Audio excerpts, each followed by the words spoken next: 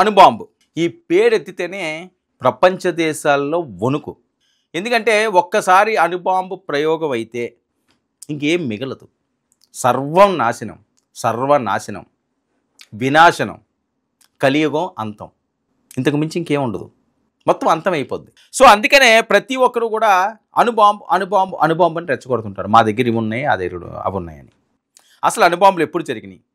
ఎవరి దగ్గర అణుబాంబులు ఎక్కువ ఉన్నాయి, వాళ్ళ ఆలోచన సరళి ఎలా ఉండబోతుంది. ఎందుకంటే పాకిస్తాన్ లాంటి కొన్ని దేశాల దగ్గర అణుబాంబులు ఉంటే అది ప్రపంచానికి ప్రమాదకారి.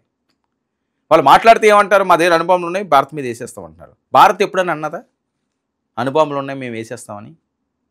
అసలు ఈ అణుబాంబులు దాని వ్యవహార శైలి, ఎవరి దగ్గర ఏ రకంగా ఉన్నాయి, ఎప్పుడు ఈ దాడులు జరిగినాయి, ఆ విధ్వంసం ఎలా ఉంటుందన్నది ఎక్స్క్లూజివ్గా మీకు అందించే ప్రయత్నం చేస్తాను. జపాన్లోని హిరోషిమా, నాగసాకి పట్టణాలపై 1945లో అమెరికా అణుబాంబుల దాడి.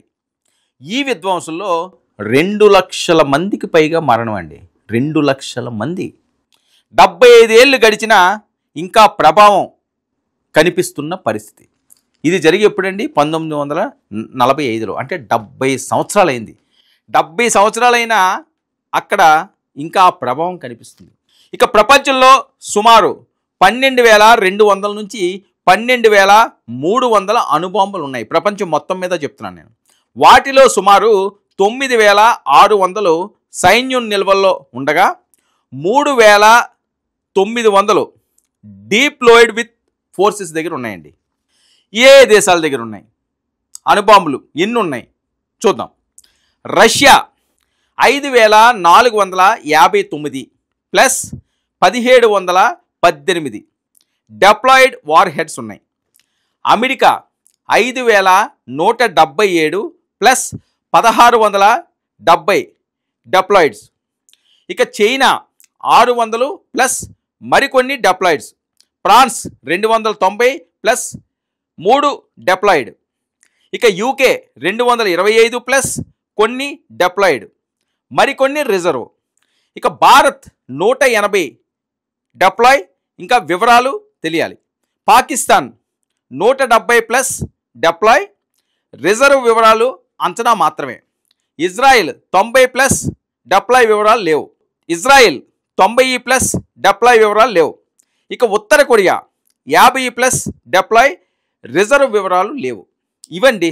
అత్యధికంగా అణుబాంబులు ఉన్న దేశం Russia, second America, 3 China, 4 France, 5 UK, 6 Bharat, 7 Pakistan, 8 Israel, 9 ఉత్తర కొరియా. వీళ్ళ దగ్గర ఉన్నవి. ఇంకా డిప్లాయిడ్ అంటే యుద్ధ సిద్ధంగా ఉన్నవి, యుద్ధానికి సిద్ధంగా ఉండవండి. అంటే ఏ సమయాన్ని ఎప్పుడన్నా ఎవరన్నా వేయచ్చు. రష్యా దగ్గర సిద్ధం, అమెరికా దగ్గర సిద్ధం, చైనా దగ్గర సిద్ధం, ఫ్రాన్స్ దగ్గర సిద్ధం, యూకే దగ్గర సిద్ధం, భారత్, అలాగే పాకిస్తాన్, ఇజ్రాయెల్, ఉత్తర కొరియా. వీళ్ళైతే బయటికి ఇది పూర్తి స్థాయిలో లేదు. అంటే వాళ్ళు యుద్ధానికి సిద్ధంగా ఇది సిద్ధం ఉందా లేదా అనేది ఇదైతే బయట ప్రపంచానికి తెలియనివ్వలేదు. ఇక వార్ హెడ్స్ అంటే నిల్వ చేసుకున్నవి. రెండింటిని వేరువేరుగా ఉంచుతారు. ఈ వార్ హెడ్స్ని దాన్ని ఒకే దగ్గర ఉంచరు, వేరువేరుగా ఉంచుతారు. గత జూన్లో ఇరాన్ అణు కేంద్రాలపై ఇజ్రాయెల్ అమెరికా దాడితో ఉద్రిక్తత ఏర్పడింది. అణ్వాయుధాలు తయారు చేయకుండా ఇరాన్ను నివారించేందుకు ఈ దాడులు అని ప్రకటనలు. ఈ దాడుల వల్ల ఎంత నష్టం కలిగిందో ఇంకా స్పష్టంగా ప్రపంచ దేశాలకు తెలియదు. అణ్వాయుధ పోటీలో ఇదే ప్రారంభ దాడి అని ఆయుధ నియంత్రణ నిపుణురాలు డాక్టర్ పాట్రిసియా లూయిస్ చెప్పారు. ఇప్పుడు ఇతర దేశాల కూడా అణ్వాయుధాలను పొందాలని చూస్తున్న పరిస్థితి. ఇప్పటి వరకు ముస్లిం అరబ్ దేశాలు 50కి పైగా ఉండగా పాక్కు మాత్రమే అణుబాంబులు. దీంతో అన్ని దేశాలు పాక్ను కలుపుకోవాల్సిన పరిస్థితి.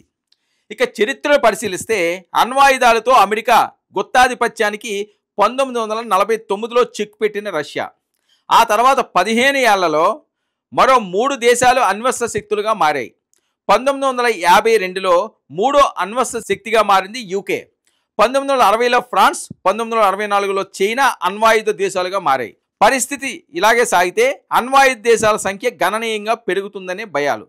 దీంతో ఐరాస అణ్వస్త్ర వ్యాప్తి నిరోధక ఒప్పందాన్ని ఎన్పిటి తీసుకొచ్చింది. అణుశక్తిని శాంతియుతంగా ఉపయోగించుకునేలా చేయడానికి 1970లో ఈ ఒప్పందం జరిగింది. ఇక దీనిపై అన్ని దేశాలు సంతకాలు చేయలేదు. అణ్వాయుధ వ్యాప్తి పెరిగిపోతూనే ఉంది. భారత్ 1974లో, పాకిస్తాన్ 1998లో అణుశక్తులుగా అవతరించాయి. ఇంకా భారత్ పాక్ పరస్పర భద్రతాపరమైన ఆందోళన ఉండడంతో సంతకం చేయలేదు. ఇజ్రాయెల్ కూడా ఈ ఒప్పందంపై ఎన్నడూ సంతకం చేయలేదు. ఇక ఉత్తర కొరియా ముందుగా ఈ ఒప్పందంపై సంతకం చేసినప్పటికీ అమెరికా, దక్షిణ కొరియాల సంయుక్త సైనిక విన్యాసాలను ఆక్షేపిస్తూ 2003లో ఈ ఒప్పందం నుంచి బయటకు, 2006లో అణ్వాయుధాన్ని పరీక్షించిన ఉత్తర కొరియా ఎలా ఉంటుందో తెలుసు కదా, కిమ్. ఆయన ఎప్పుడు ఎలా ఉంటాడో అర్థం కాని పరిస్థితి. సో అతనికి తిక్కర ఎగితే ఏదన్నా చేసేస్తాడు. రద్దు చేసుకున్నాడు, అణ్వాయుధాన్ని పరీక్షించాడు. ఆయన అసలు అణ్వాయుధాన్ని టచ్ చేయడమే ఇబ్బందికర పరిస్థితి. అది ఏమన్నా మిస్ఫైర్ అయిందనుకుంటే ఏమవుతుందో తెలియని పరిస్థితి. మొత్తం మెటాష్ ఇంకేం ఉండదే చెప్తున్నా కదా. 75 సంవత్సరాల చరిత్ర మనం చూస్తే గతంలో అమెరికా చేసిన పనికి ఈరోజు కూడా అక్కడ ఏది లేకుండా పోయింది. తాజాగా ఇరాన్ అణ్వాయుధాన్ని అభివృద్ధి చేస్తుందన్న అనుమానంతో అమెరికా దాడి. 2025 జూన్ 12న ఇరాన్ దాని అణ్వస్త్ర నిరోధక బాధ్యతలను ఉల్లంఘించిందని ఐఏఈలో 35 దేశాల గవర్నర్ల బోర్డు ప్రకటన. మరుసటి రోజే అమెరికాతో కలిసి ఇజ్రాయెల్ దాడి, భూగర్భ ఫోర్దోతో సహా 3 అణు కేంద్రాలపై అమెరికా దాడులు చేసింది. దీంతో ఇతర దేశాలన్నీ పునరాలోచనలో చేస్తున్న పరిస్థితి. అణ్వాయుధాలు అత్యధికంగా ఉన్న దేశాలు ఇవి. ఇందులో ఎవరు కొద్దిగా రివర్స్ అయినా, ఎవరు కొద్దిగా తప్పుగా ఆలోచించినా ఈరోజు ప్రపంచమే నాశనం అయిపోద్ది. మూడో ప్రపంచ యుద్ధం ఇవన్నీ కూడా అణ్వాయుధాలతోనే జరుగుతాయి. అంటే కలియుగం సమాప్తి అయ్యే ప్రమాదం ఉంది. అందుకని ఎవరైతే పాలకులు ఉన్నారో వాళ్ళు సంయమనం పాటించాల్సిన అవసరం ఉంది. అన్యాయంగా ప్రజల ప్రాణాలతో ఎవ్వరూ ఆడుకోదు. అణుబాంబు అనే పేరుతోటి బెదిరింపులు చేసి వాళ్ళని భయపెట్టి ఇబ్బంది పెట్టి ఉన్నవాడిది ఒక లెక్క, లేనివాడిది ఇంకొక లెక్క. ఏదైనప్పటికీ కూడా అణుబాంబు ఒక్కసారి లెక్కలోకి వచ్చింది అంటే ఒక్కరు కూడా మిగిలే పరిస్థితి ఉండదు. సో ప్రపంచ దేశాలు సంయమనం పాటించాల్సిన అవసరం ఉంది. మా దగ్గర ఎక్కువ ఉన్నాయి, మా దగ్గర తక్కువ ఉన్నాయి అన్నది కాదు. గుండు దిగిందా లేదా అన్నది కావాలి. నువ్వు 100 కాల్చు, ఒకటెళ్ళి గుండు దిగింది అనుకోండి, సరిగ్గా ఏముంది పోవడానికి, ప్రాణం పోవడానికి. అదే పరిస్థితి అణుబాంబులో కూడా. మా దగ్గర వేలు ఉన్నాయి, మమ్మల్ని ఎవడో ఏం చేయలేదు అంటే 1-2 ఉన్నవాడు కూడా కరెక్ట్గా స్పాట్లో వేస్తే సరిపోద్ది, స్పాట్ పడిపోద్ది. సో ఎవరు కూడా ఆ రకంగా వెళ్ళాల్సిన అవసరం. అణుబాంబు అనే మాటను మర్చిపోవాలండి. ప్రపంచ దేశాలన్నీ కూడా సుభిక్షంగా ఉండాలి. మీ కష్టాలు ఏమైనా ఉంటే కష్టాలను నెట్టుకుని బయటికి రావాల్సిన అవసరం ఉంది. కష్టాలని పూర్తిగా రూపుమాపుకుండి ప్రపంచంలో ఉన్నత దేశంగా ఎదిగే విధంగా ఏ దేశం అన్నా ఆలోచించాలి. అంతేగానే కానీ నా దగ్గర ఇవి ఉన్నాయి, కత్తులు ఉన్నాయి, నా దగ్గర గన్నులు ఉన్నాయి, నా దగ్గర హెలికాప్టర్లు ఉన్నాయి, నా దగ్గర అణుబాంబులు ఉన్నాయి, దీంతో నేను ఏదైనా చేసేస్తాను అనే దుర్బుద్ధి, దుష్ట ఆలోచనలు, దుష్ట పాలనలు ఏ దేశం పాటించినా వాళ్ళు ఉనికే కోల్పోయే ప్రమాదం ఉంది. తస్మాత్ జాగ్రత్త.